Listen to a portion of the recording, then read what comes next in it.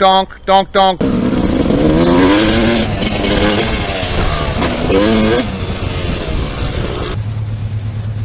Straight wheel.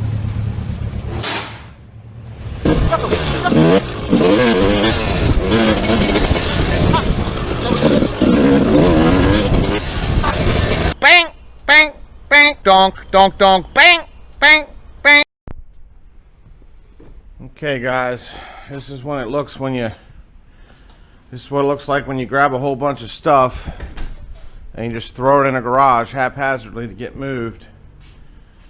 No semblance or sense of organization. So I don't know. I got some white sheeting to put up on the walls just to make it brighter in here because it's so dank and musty looking with all this dark wood. But I don't know that I'll get to that today. I could put everything in the middle and then do the walls first. But I don't think that's smart because the way I want to organize things, there's not going to be so much on the walls anyway. So I'm thinking what I want to do is kind of organize first and then line the walls after the fact. And when I'm done, I'll show you why I thought that. But for right now, we got to turn this combobulation of space where I just basically used it like a storage bin and threw everything in here and get it turned into the Mize Mobile race shop that it ought to be. Big project.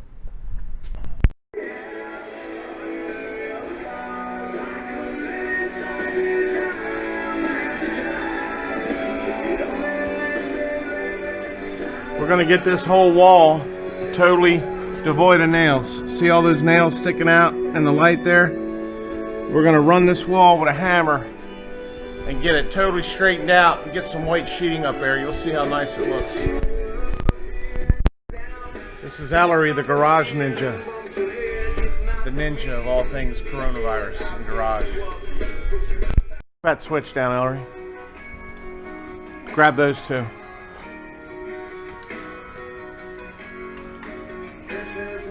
What do you think, guys? Look at, this is what we started with the white, just with the white. Now turn them on. Yeah. Man, that really, really makes things nice, doesn't it? White sheet wall, guys. $30 at Maynard's. $25 for the sheet, $5 for a box of nails. $30 you can brighten your garage up. Just go right around the edge. And it looks kind of hokey when you look just at it, if that's the only thing you were looking at is just that wall. But by the time we put other stuff up there and start leaning bikes up there and lifting bikes on lifts, you're not going to see it that way. It's going to look great. What do you think of that white sheet in the back, guys? It really brightens things up. Makes things a lot brighter. Oh, we got Gumby there. I found Gumby in an old box. He's been with me since I started motocrossing years ago. He's been with me about 30 years, this little dude. But, yeah, we got a couple projects this winter. I sold the KX and bought it back and had a problem with the crank and got to do some cylinder repair there. The guy that I sold it to messed it up, and that's why he sold it back. Got George's frame.